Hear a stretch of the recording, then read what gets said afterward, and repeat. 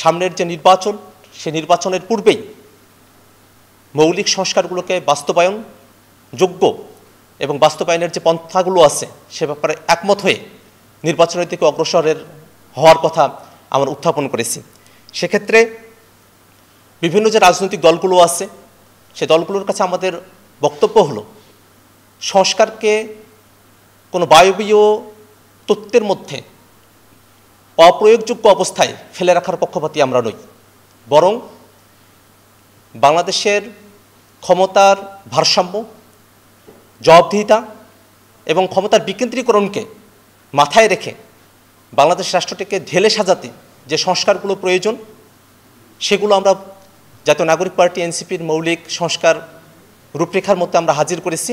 সেই বিষয়গুলো নিয়ে আলাপ আলোচনা হতে পারে এবং সেগুলো অবশ্যই বাস্তবায়নের মধ্য দিয়ে সামনের নির্বাচনের দিকে আমরা অগ্রসর হতে পারি। ঐকমত্য কমিশনের সঙ্গে জাতীয় নাগরিক পার্টি এনসিপির যে 2 দফা বৈঠক, সেখানে আমরা বিভিন্ন বিষয় নিয়ে আলোচনা করেছি। আমাদের এখনও কয়েকটি বিষয় নিয়ে আলোচনা বাকি রয়েছে। বিশেষত শান্তিপূর্ণভাবে ক্ষমতা হস্তান্তরের যে প্রক্রিয়া সেটা কীরকম হতে পারে সে ব্যাপারে আমরা আমাদের লিখিত প্রস্তাবনা কমিশনের কাছে উত্থাপন করব।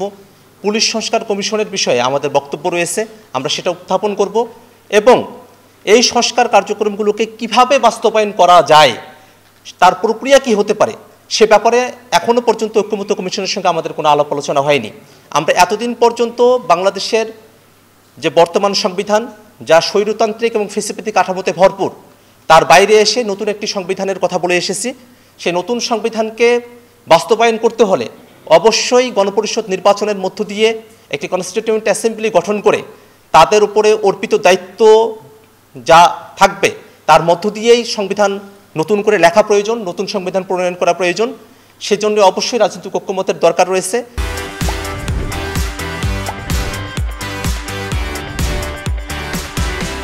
সে বিষয়গুলো নিয়ে আমরা ঐকমত্য কমিশনের সঙ্গে সামনের দিনেও আমরা আলোচনা করব। নির্বাচনের সময়সীমা নিয়ে অনেক ধরনের বক্তব্য হচ্ছে। অন্তর্বর্তীকালীন সরকারের মাননীয় প্রধান উপদেষ্টা বলেছেন এবছরের ডিসেম্বর থেকে সামনের বছরের জুনের মধ্যে নির্বাচন অনুষ্ঠিত হতে পারে। আমরা জাতীয় নাগরিক পার্টি এনসিপি মনে করি সরকারের তরফ থেকে বিচার এবং সংস্কার কাজের দৃশ্যমানতা যদি আন্তরিকতা থাকে এবং অপর রাজনৈতিক দলগুলোর সহযোগিতা থাকে তাহলে এ সময়কালের মধ্যেই সেটাকে সামনে নিয়ে আসা সম্ভব এবং নির্বাচন আয়োজন করা যেতে পারে।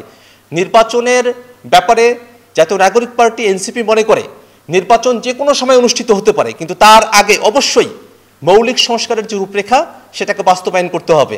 মৌলিক সংস্কারের রূপরেখা বাস্তবায়ন এবং ফ্যাসিবাদী গণহত্যাকারী আওয়ামী লীগের বিচারকে দৃশ্যমান পর্যায়ে নিয়ে আসার দিন থেকে অল্প দিনের মধ্যেই নির্বাচনের আয়োজনের ব্যাপারে জাতীয় নাগরিক পার্টি এনসিপি জোরারোপ করছে।